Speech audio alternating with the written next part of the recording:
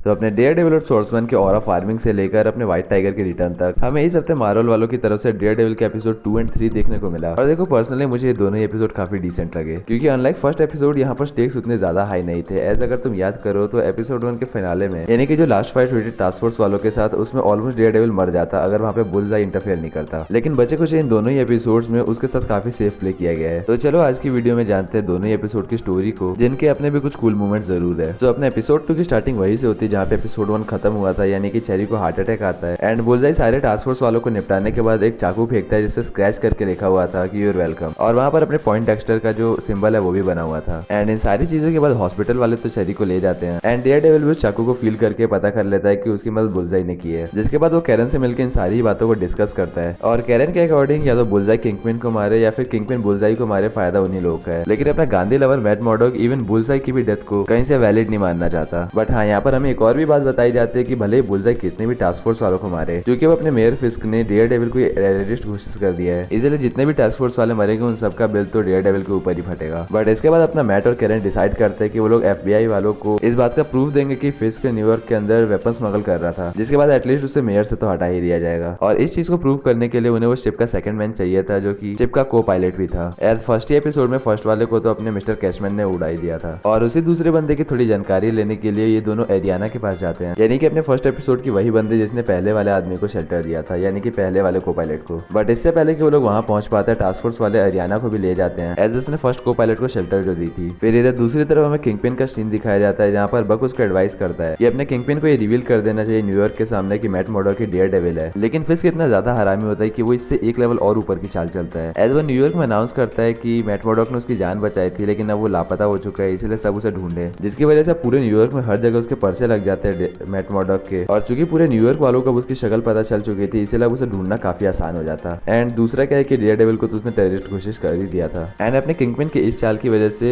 Karen और mat को वापस पीछे हटना पड़ता है, क्योंकि यहाँ के बाद से अब कम से कम मैट तो पब्लिक में उतना ज्यादा टाइम नहीं रह सकता। बट चलो अब इन सारी भसड़ से हम लोग थोड़ा साइड हटते हैं, क्योंकि अब हम लोग बात करेंगे एंजेला के बारे में, यानी कि अपने हेक्टर अयाला की भतीजी के बारे में। एंड तुम्हारी याददाश्त को थोड़ा ताजा करने के लिए बता देता हूँ कि हमें सीजन 1 में जो व्हाइट टाइगर दिखा था उसका रियल नेम हेक्टर अयाला ही था, और फिर टास्क फोर्स वाले ने इसको भी निपटा ही दिया था। बट अब उसकी भतीजी और उसकी वाइफ साथ में रह रहे थे, यानी कि टिया और एंजेला। एंड वो लोग मैट के बारे में बात करते करते एक शॉप में जाते हैं कुछ खाने के लिए, लेकिन वहाँ पर कुछ बच्चे चोरी कर रहे थे और टास्क फोर्स वाले आके उन सारे बच्चों को ले जाते हैं, जिसमें टिया थोड़ा रेजिस्ट करने की कोशिश करती है कि वो लोग बच्चों को ना ले जाएं, लेकिन उड़ता हुआ तीर अपने अंदर लेने के चक्कर में वो भी अरेस्ट हो जाती है। जिसकी वजह से हेल्प मांगने के लिए एंजेला जो है वो वापस मैट मॉर्डॉक के ऑफिस में जाती है, जहाँ पर वो और क्रिस्टियन अपने लॉ वाले चीजों को डिस्कस करते थे एंड पूरा वो लॉयर वाला बिजनेस चलाते थे। बट एंजेला को ऑफकोर्स वहाँ पर अपना मैट तो मिलता नहीं, लेकिन क्रिस्टियन मिल जाती है। जिसके बाद एंजेला से ये सारी बात जानने के बाद वो डिसाइड करती है कि वो उस जगह पर जाएगी जहाँ पर टास्क फोर्स वाले सभी लोगों को कैद करके रखते हैं। एंड इवन वो अपने स्वॉर्ड्समैन का केस भी लड़ रही थी, एंड क्रिस्टियन उसे स्वॉर्ड्समैन से मिलने के बहाने उस जगह में एंटर कर जाती है जहाँ पर टास्क फोर्स वाले के सारे कैदी थे। एंड देखो इवन तो पूरे रास्ते पर उसके आंखों पर पट्टी थी, लेकिन उसने ऐसी डिटेल्स को नोटिस कर लिया था जिसकी वजह से कोई भी बंदा सिर्फ अपनी हियरिंग का यूज करके उस जगह तक पहुंच सकता था। और फिर इन सारी चीजों को साइड रखें तो हमें फिस्क की एक पार्टी दिखाई जाती है जो कि उसने एज अ मेयर रखा था, जहाँ पर वो और गवर्नर मिलने वाले थे और इस पूरे रेड हुक वाले ड्रामा को डिस्कस करने वाले थे। क्योंकि देखो 1855 का जो यूएस चार्टर था जो कि रेड हुक को एक फ्री पोर्ट डिक्लेयर करता था, तो उसका फ्री पोर्ट का स्टेटस परमानेंट था और उसको सिर्फ गवर्नर ही हटा सकता था। एंड ऑफ कोर्स अपना किंगपिन किसी भी हालत में नहीं चाहता था कि ऐसा हो, और इस पार्टी के थ्रू वो अपने ऊपर से एक खतरा हटा भी लेता है, क्योंकि गवर्नर ऐसा कुछ नहीं करता, या फिर कहूँ तो करती। बट यहाँ पर टू बी वेरी सरप्राइजिंग, जो अपना पॉइंट डेक्स्टर है उसके निशाने पर किंगपिन की बंदी साफ साफ होती है, लेकिन वो उसे मारता नहीं है। बट यह एपिसोड के एंड होने से पहले हमें ये बात बता दी जाती है कि वो बंदा जो कि वीडियोस बनाकर अपने किंगपिन को मॉक कर रहा था, वो असलियत में और कोई नहीं बल्कि अपनी बीबी ही है। एंड वो उन सारी इन्फॉर्मेशन का यूज करके जो कि उसको डैनियल से मिल रही थी, वो किंगपिन के पर्देफाश कर रही थी। बट हाँ, एक तरफ तो ये कर रही थी ताकि उसके ऊपर खतरा ना आए, लेकिन जो उसकी रियल वाली रिपोर्ट आती थी यानी बीबी रिपोर्ट, उसमें वो भर भर के प्रोपेगेंडा कर रही थी फिस्क के लिए, यानी कि वो किंगपिन को एक्सपोज तो कर रही थी लेकिन सेफ प्ले में। एंड इसके बाद सीधे एपिसोड 3 की इंपॉर्टेंट चीजों पर कूदे हम लोग। तो यहाँ पर अपना डेयर डेविल क्रिस्टियन से मिलता है और उससे वो पूरा रास्ता जान लेता है, जिसके थ्रू वो स्वॉर्ड्समैन और बाकी के कैदियों तक पहुंच सकता था। एंड देखो इस टाइम तक अपनी एंजेला को भी व्हाइट टाइगर का सूट और उसका जो वो पूरा ताबीज जैसा स्ट्रक्चर था जिससे व्हाइट टाइगर को उसकी पावर्स मिलते थे, वो उसे मिल चुकी थी। और फिर थोड़ी प्लानिंग करने के बाद मैट और अपना कैरन जो है वो लोग उस फ्री पोर्ट में एंटर करते हैं, जिसके बाद कुछ टास्क फोर्स वालों की कुटाई करने के बाद मैट सारे विजिलेंटीज को आजाद कर देता है और वहाँ पर जितने भी लोग थे उन सबको भी। एंड इसके बाद फिर हमें स्वॉर्ड्समैन ऑन स्क्रीन एक्शन में दिखता है और ये काफी कूल लग रहा था यार। लेकिन सीधे कंक्लूजन पर आए तो ये और मैट मिलके सारे ही टास्क फोर्स वालों को निपटाते हैं वहाँ, और फिर अपना डेयर डेविल क्रिस्टियन और एंजेला की मदद से उन सारे लोगों को वहाँ से निकलवा देता है। एंड वो खुद भी और कैरन के साथ वहाँ से निकल जाता है, लेकिन इन दी एंड अपना किंगपिन जो